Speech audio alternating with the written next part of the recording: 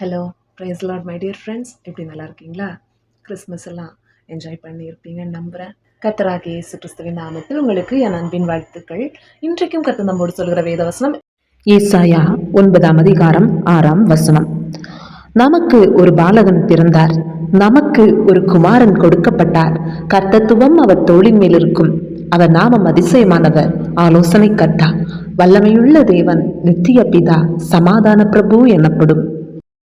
For to us a child is born, to us a son is given, and the government will be on his shoulders, and he will be called Wonderful Counselor, Mighty God, Everlasting Father, Prince of Peace. அருமையான தேவனுடைய பிள்ளைகளே, தேவன் நமக்காக மனிதனானார். நம்முடைய பாவங்களை மன்னிக்க குற்றமில்லாத இரத்தம் சிந்தப்பட வேண்டும். நமக்காக கல்வாரி சிலுவையிலே தன்னுடைய கடைசி சொட்டு ரத்தத்தையும் சிந்தி நம்முடைய பாவங்களிலிருந்து நம்மை மீட்டு அந்த பரலோக பாக்கியத்தை, ரட்சிப்பின் அனுபவத்தை நமக்கு கொடுத்திருக்கிறார். அவ்வளவு தவறுகளையும் நமக்கு எதிராய் சிறப்பாக செஞ்சுட்டு எல்லா குற்றத்தையும் நம்மேல் மனிதர்கள் சுமத்துவார்கள். ஆனால் ஆண்டவர் நம்முடைய பாவங்களை கூட தன்மேல் சுமந்து கொண்டு கல்வாரி சிலுவையிலே நமக்காக ஜீவனை ஒப்பு கொடுத்தார். அவருடைய அன்புக்கு இந்த உலகத்தில் எந்த அன்பும் ஈடிணையாகாது. அவ்வளவு நல்ல தகப்பன் நம்முடைய இயேசு கிறிஸ்து. நமக்காக ஒரு பாலகன் பிறந்தார்.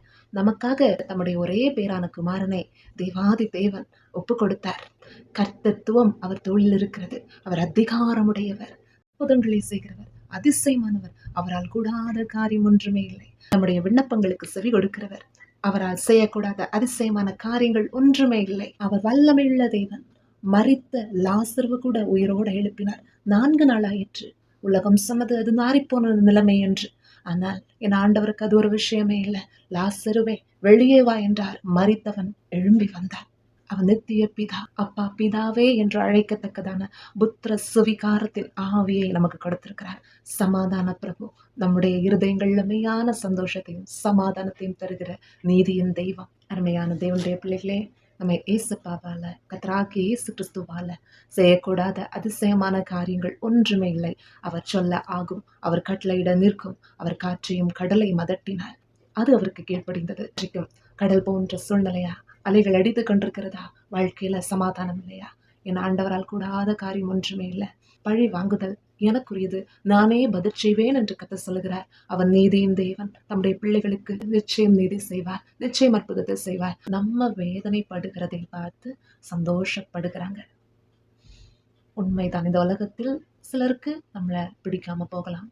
பிசாசு எப்படிப்பட்ட சூழ்நிலையை கொண்டு வந்து நம்மை அழிக்க, அதாவது திருடன் திருடவும் கொல்லவும் அழிக்கவும் வருகிறான் என்று வேறொன்றுக்கும் வரான்.